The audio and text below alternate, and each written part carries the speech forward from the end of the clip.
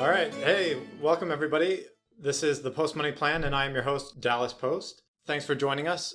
As always, we are here to inform, educate, and stimulate thoughts on personal finance, economics, and investing. Don't forget, you can find us at postmoneyplan.com or on the iTunes podcast app or in Google Play. So today I wanted to take the opportunity to talk about personal branding and especially emphasize your digital online presence and the reputation that you're putting out into the world through your online presence and personal branding as well.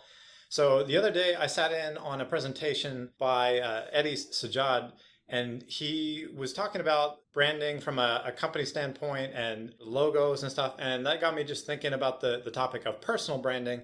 And I wanted to get his expertise on the matter. So I invited him onto the show. So welcome, Eddie. Thank you, Dallas. Thanks for having me. Could you just give us a quick background on yourself in terms of your knowledge in branding and marketing and that kind of stuff? Yeah, sure. I've been in the advertising marketing world for a little over 15 years. I'm a senior graphic artist and a branding specialist that has developed over hundreds of brands in the Houston market. I run my own company called isitonline.com, which is a little play on words. I also use it as saying isitonline.com from time to time. And we met over here at Station, and I think I was giving a workshop on branding as far as company branding is concerned. And I believe we got to chatting, and you wanted to discuss personal branding through this cool little show that you have here, providing some great content. So I thought, hey, let's do this thing. All right. So to me, the whole idea of personal branding, it can be easy to neglect, but to put it in real terms, brand is almost synonymous with reputation. And so whether that's a company or yourself, that's what you are and how people in the world are perceiving you. And it's kind of the old, your reputation precedes you. It's putting out there what your unique selling points are that are hard to get elsewhere and your specialties and expertise. So could you share with us just some of the benefits of having a personal brand that is out there? Yeah. So like when you Google this thing, personal branding is basically the practice of people marketing themselves and their careers as brands. It's exactly what you said. It's how people perceive you, right? Like how people think of you when they think of your name. When they think of Dallas, what do they think, right? So in today's society where social media has brought us so much more closer to each other and allowed us to be able to get insight on people without actually meeting people or getting to know people, people are starting to form perceptions about people without actually getting to know them, without actually getting to take the time to actually have conversations with these people, spend time with these people. They want to know as much about you prior to them actually engaging you. So that's really where the whole online presence is your reputation preceding you before you even meet people. People are observing things about you and hearing about you potentially. Yeah, so a certain form of personal branding has always been around, right? Like, what kind of shoes are you wearing? What kind of watch do you have on? Are you tucking your shirt in? Are you wearing your attire? How's your hair look? Are you well groomed? Do you smell good, right? That part still exists, but it's just exponentially more important now than it has been in the past because people really didn't pay that much attention to you as much as they do now. The wonder of the internet is just like someone halfway across the world can have access to find information about you. So your avatar, or whatever you want to call it, your digital presence is like you on the internet that can reach not only like the people that you're coming across physically on a day-to-day basis, but people halfway across the world. Correct. Halfway across the world or just across the street or across the city. I mean, it really has gotten to the point where people are forming opinions about each other by Googling them prior to them actually engaging any meaningful relationship or a meaningful date or a meaningful job or a hire or a career or just association, just being around people's association. Think about all the knowledge that's out there and all of the content that's out there based on who you should associate with now versus who not to associate with. That content didn't exist 15, 20 years ago. Right? So I actually went on a date a little while back from a girl that I met online. She said, oh yeah, I looked up your LinkedIn profile and everything before we even met. I was like, whoa. and that goes to show that exactly what you're saying is true. People can find information about you and are looking into you The drawback is if they looked and couldn't find anything about you, they might be suspicious or think that there was something wrong if they couldn't find anything about you. Yeah, so it's a weird little step, right? I mean, to a certain degree, that felt like invasion of privacy. To the other degree, if the technology exists, why shouldn't that person use it? They'd actually be not smart if they didn't use that or didn't take advantage of that technology, right? So, I mean, it can get a little creepy sometimes, especially, for a guy like me who kind of went through the whole internet age starting in his teens when the internet actually started taking hold. I've experienced the prior and the after effect of the internet turning the world into such impersonal contacts. And I mean, the way the world operates now is very different than it did when I was brought into this world. So I can see what you mean, and I completely 100% agree. But technology is moving so fast that it's going to become easier and easier to get that information about you, whether you like it or not. Yeah, exactly. Yeah. But from my perspective, in terms of some of the benefits of a personal brand, I think for one thing, it helps you convey your values to the world and get your message out there, even beyond just you physically talking to someone. And then it enables you to find like-minded people. They say like your tribe, you attract and find people of like-mindedness. You establish credibility among people and professionals out there that they see your work or your reputation ahead of you. And like I said, your reputation precedes you. Your points actually are very, very good ones, right? So often when it comes to personal branding or internet presence online, people only harp on the negatives. Like, oh, privacy, oh, this is too much information out there. People know too much about it. They start becoming nervous and looking at only the negative aspects of it. Now you're talking about the positive aspects of it, that how much it helps you in forming relationships and furthering relationships past what might have taken you months to get to know about someone you can know in days. So it accelerates relationships as well as the negative elements of it. Not as much on a professional level, but it can still relate. Sure.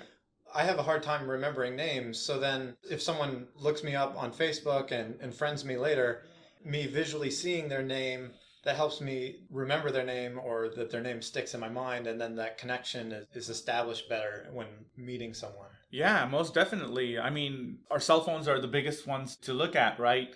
My phone links all my contacts with their social media accounts, with LinkedIn, with Facebook, whatever the accounts may be.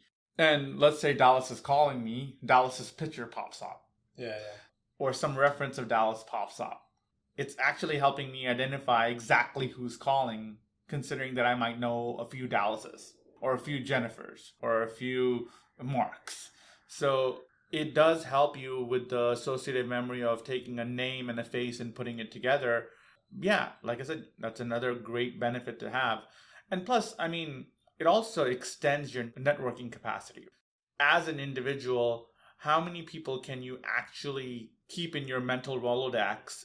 What their names are, what they look like, what they do for a living, what their likes or dislikes are, when their birthdays might be, when something important in their life might be happening, when you should engage that person, or even be alerted to the fact that you haven't engaged a certain person.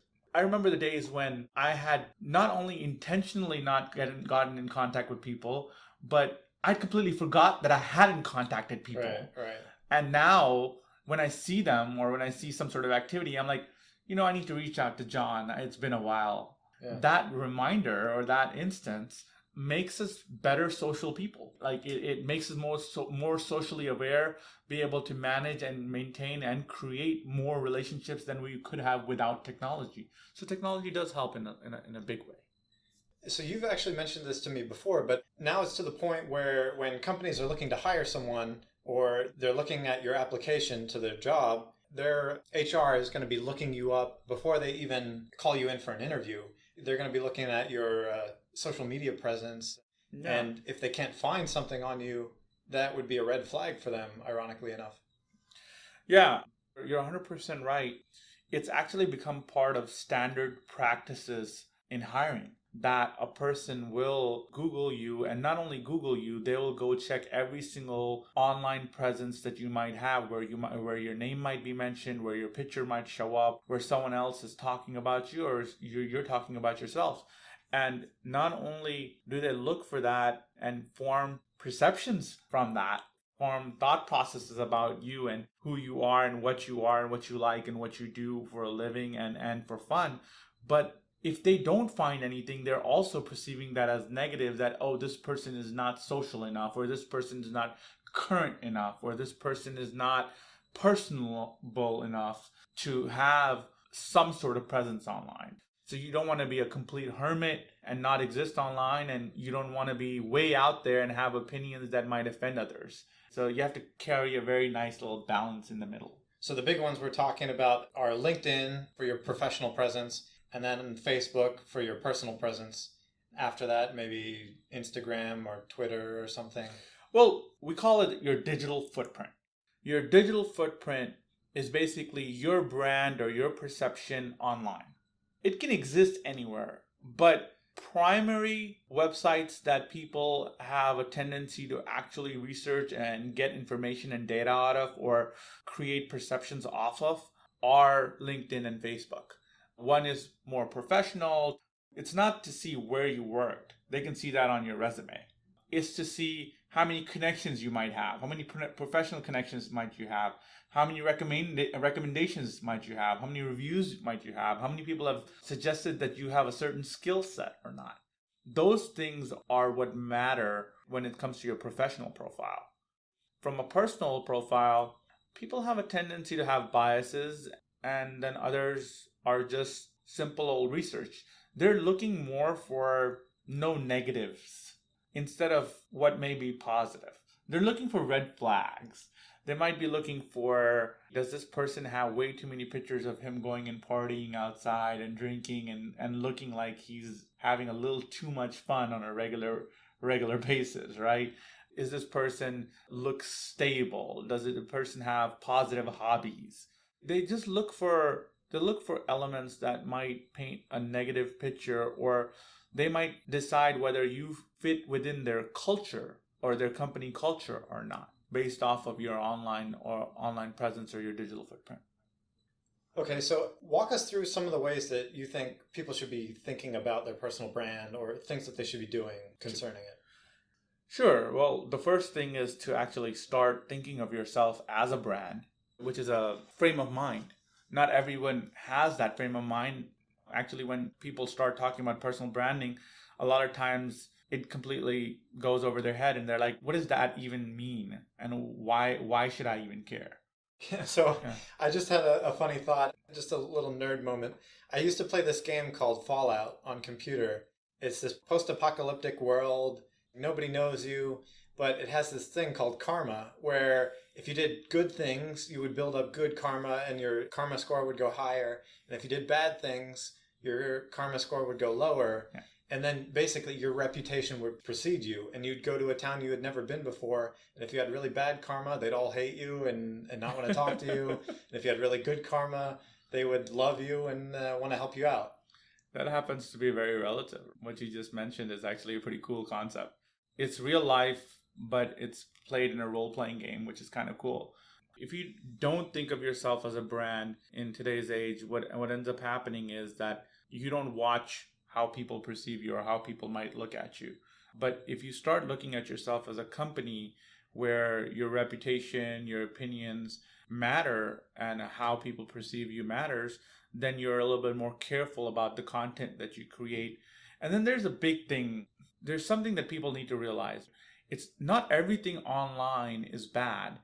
There's something called privacy settings, which people need to learn a little bit more about, where certain privacy settings will keep things private.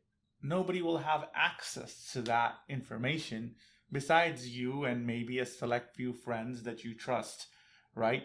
So if a person understands and learns how to use privacy settings a little bit more, they can be themselves. They can be wild. They can do crazy things. They can be opinionated, but they don't have to share that side of themselves with everyone.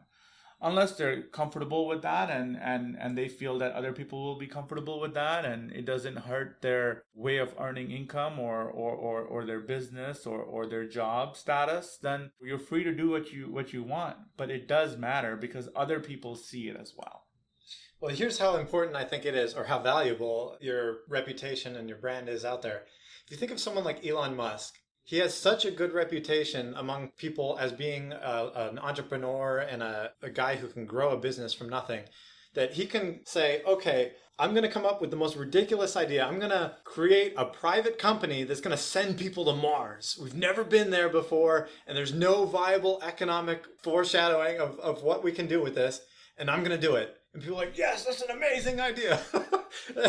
And yet, because of his reputation, people are like, yes, like, we're in, we believe you.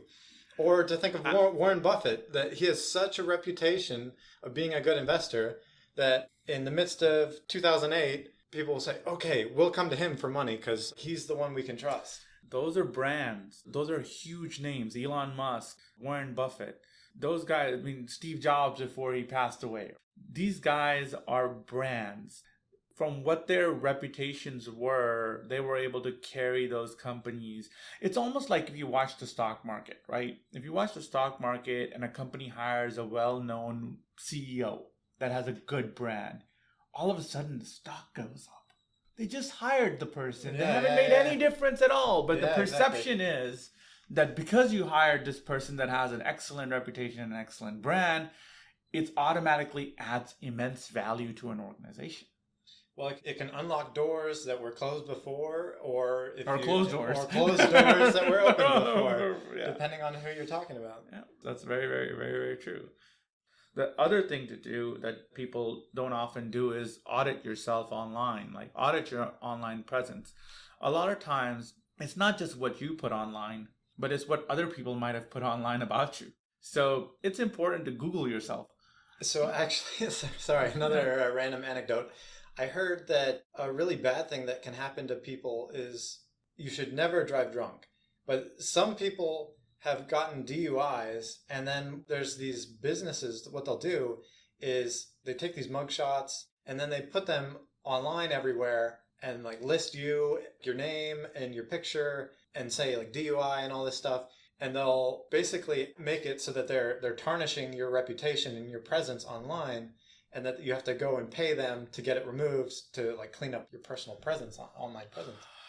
I hope that over time that stopped, because that's not the purpose of the internet, to exploit people or to blackmail people.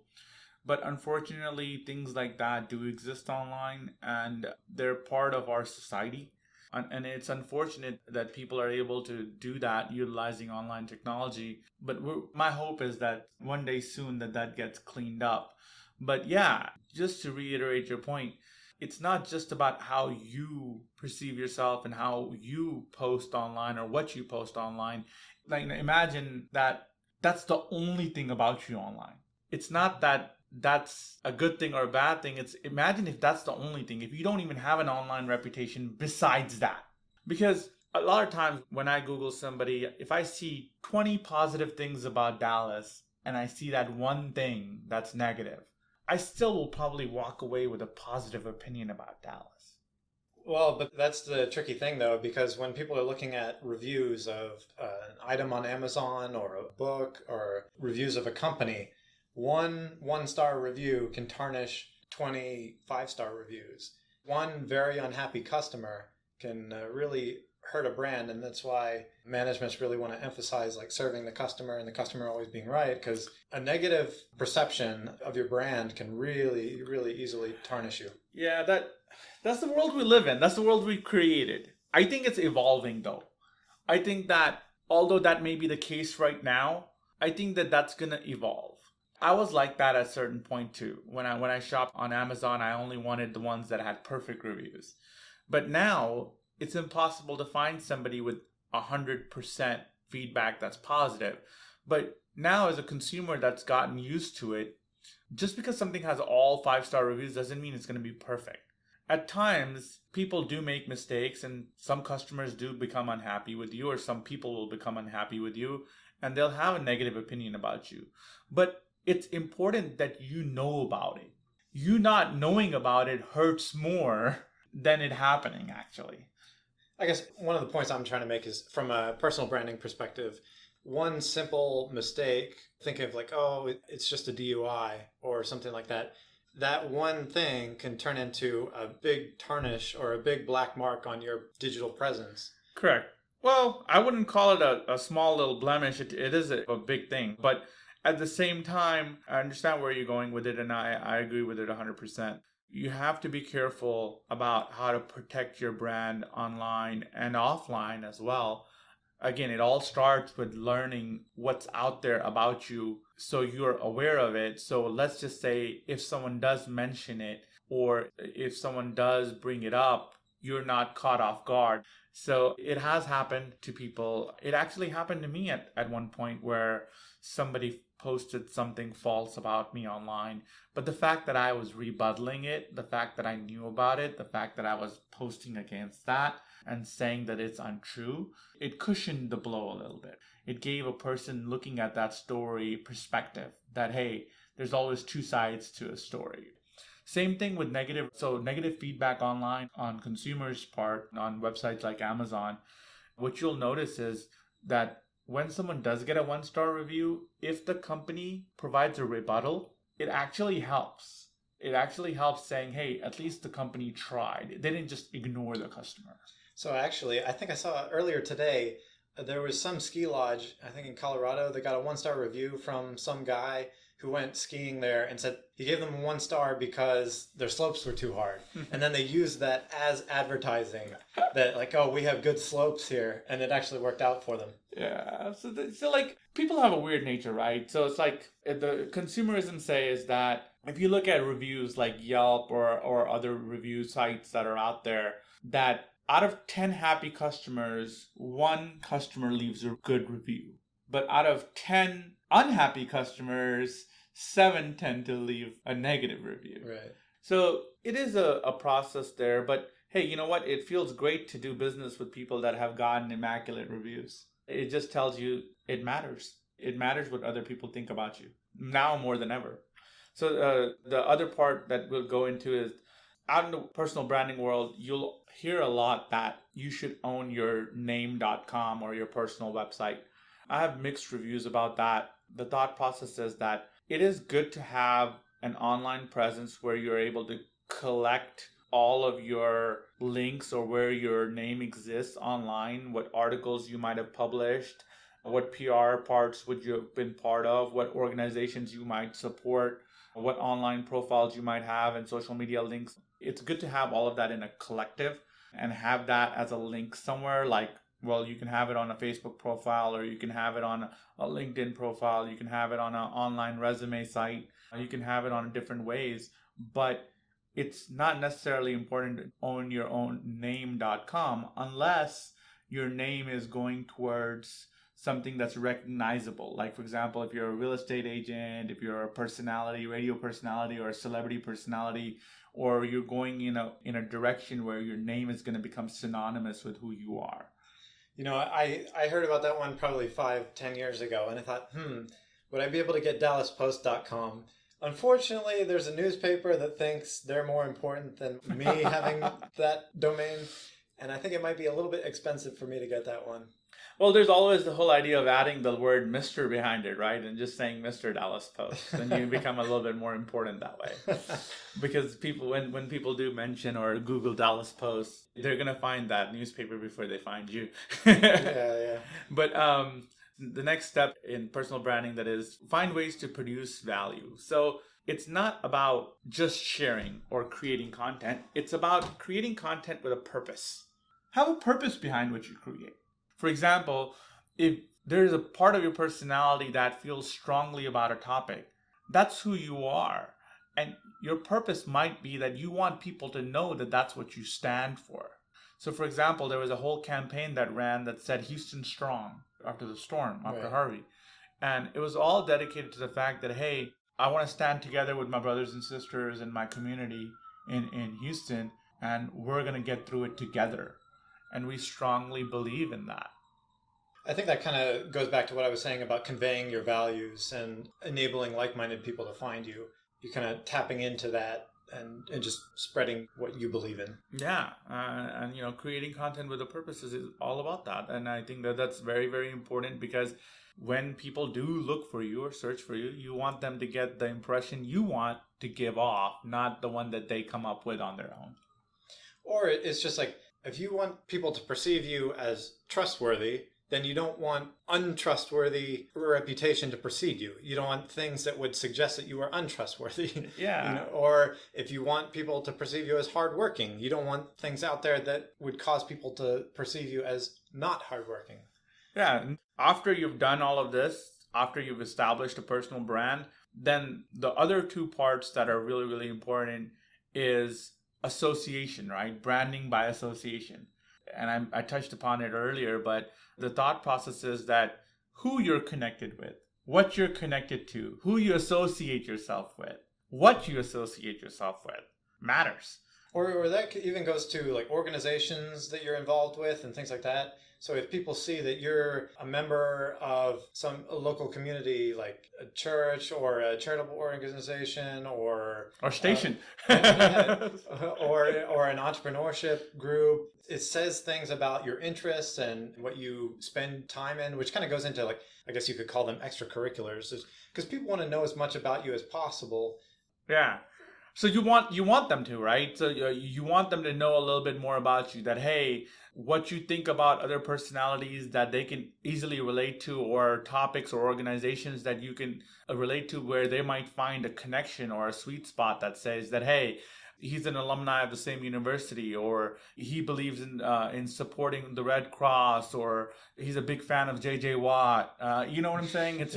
It's all about finding some sort of commonality, because think about it, even in real life, when you meet somebody new, you try to engage in some sort of a conversation, and what makes that conversation really hit it off is when you have some sort of commonality. Yeah, exactly. that you can both say that, hey, yeah, we both are kind of into the whole same thought process, right? And the second part of that is, I was listening to 610 radio, ESPN radio this morning, and they said that the New England Patriots, they judge their players by not your past, but your present. They qualify you in three ways. Either you're getting better, you're getting worse, or either you're stagnant. Getting worse and stagnant is considered negative. They want to see someone that is growing, that's getting better. So that applies in real life to every individual. People want to see growth. People want to see that a person is getting smarter, or growing in their careers, or growing as an adult and growing their family, or growing and improving on a regular basis. When a person is literally a flat line that doesn't really do anything for people, right? That's almost negative. That, hey, you are the same person you were 10 years ago, but not only are you the same person with the same thought process, the same knowledge base, the same job, the same place where you live, the same sofa, the same car, the same wardrobe. That's not exactly sexy. Yeah, right? there's something about human nature in general where we always want to see progress and progression. So when people are observing your reputation, especially if they're looking at your professional development, they want to see that you're making steps and moving along and building up yourself and either learning more or getting more experience or whatever it is. That's exactly what it is, right? So, I mean, if you reinvent yourself and are always constantly updating the fact that, hey, you're more knowledgeable today than you were before, you're further along in your career than you were before, you're further along in your family and how things are going in your family and your relationships. Growth in general is a positive. That makes other people want to associate with you and be around you and engage with you and do business with you and then bring you into their business environments, because you represent something positive. So just to bring it in for a landing, some of the key ways that I think of that you can be building your personal brand. Obviously, just doing the work that you want to associate your reputation with and your brand. So if you're doing work that you don't believe in or is completely contrary to your values, that doesn't seem like a good way to be establishing the reputation and the brand that you want for your future. That kind of feeds into your resume and the track record and the data points and your curriculum vitae of what you represent, which also feeds into your networking. Like we've been saying, I think networking is really important. We've touched on social media, and then through the associations and things like that, I think that kind of speaks to community involvement. That helps a lot with your branding. People are very attracted to other people that might have philanthropic thoughts, where they exercise in philanthropy or volunteering and giving your time to something more than just yourself, right? To a bigger cause that might be something that other people can easily relate to or associate with or be sympathetic towards. So it's a good thing. It's that I'm not all about just me.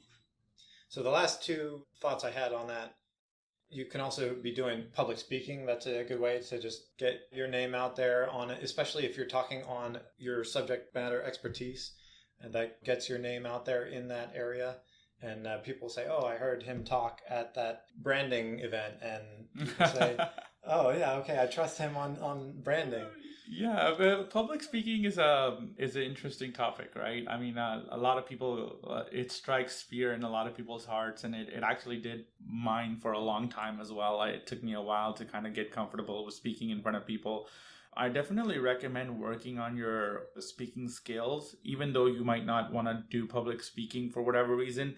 If you can, you should definitely go towards that, because it's great for not only personal branding, but it's also great for personal development purposes. There's a great organization called Toastmasters. I always hear about it. I've never used it myself or participated. There's a great organization called Toastmasters. It's a free organization. I encourage everyone to go to it and kind of get comfortable just speaking, because if you can communicate your mind and speak in front of even a small group, then you can get more comfortable doing such things like you're doing right now, like holding a podcast. It's a matter of go create positive content and grow a great brand that not only you could be proud of, but other people can be proud of, saying that, hey, we're associated with that guy. Yeah. Or gal. And the last one, blogging. Yeah. That's pretty popular nowadays. I mean, I do it. It's just a form of communication. It's a form of creating content.